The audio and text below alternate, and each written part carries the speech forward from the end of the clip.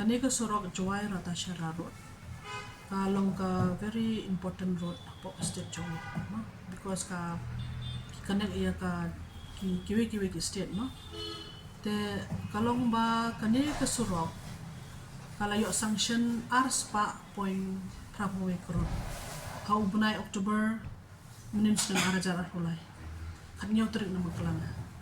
Te kalayo sanction na katupor as pa point Prabowo road. Nang tapat ka government jong state government jong ka Meghalaya macam yo la pen yo ka kalau kot tender nang tapat la yo ki allotment artily ki contractors nang tapat ka kam kalayan dadu umpanai March.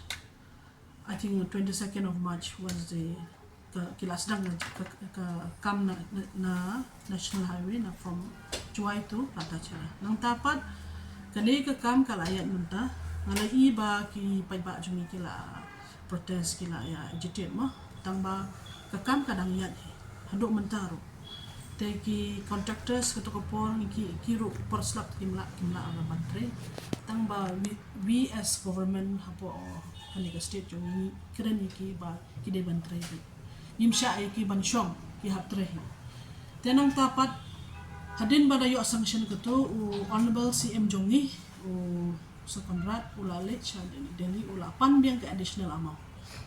Prapo kendai point kendai pokor ulale ulapan mentah ke DBR ulade penkre tekila kila kadang long proses. Kani ke surok kedega penyai ke NHI ke agensi kedega NHI.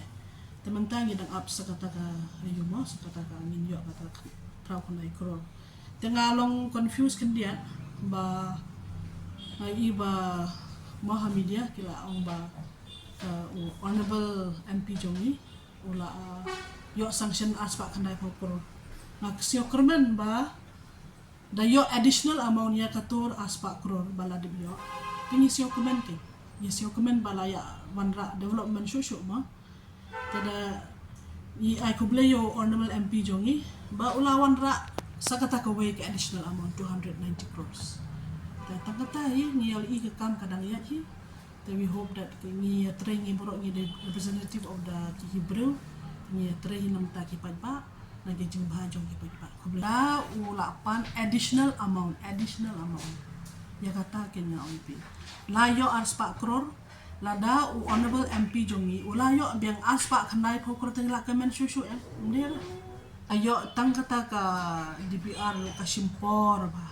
Simba system chpobnai apu kalong depends sa kapor ba sa gaweru ngi habut din kata gawe ka DPR ngi mla man prepare si arsi ka simpor man prepare hablet survey nong chedong one by one te kumnungin yo sanction within CRC ngi mla man te kam don nong rimra kade ba ngamti rebele ki penmi ke khubor kumtoro tang ba kade ka ban penbit ikabet ba na ban Panyelam di pad ba siya ka bamday takade ka barong pi kamde ngilong mi kamat nginde no panyelam di pad ba ngide panyelam di pad ba haka baday sisa manyu I kata ka reality ba ila de ble ngi pen ki kot gislaget tamatay di sanction hapor khat niyo turik ubanay shipho araja apulai kisdang tripat dodo ar pa artrik ubnay match araja apusaw tak kata kade ka commencement jong ka kam jong kini contractor tadi ke prosedur jong ke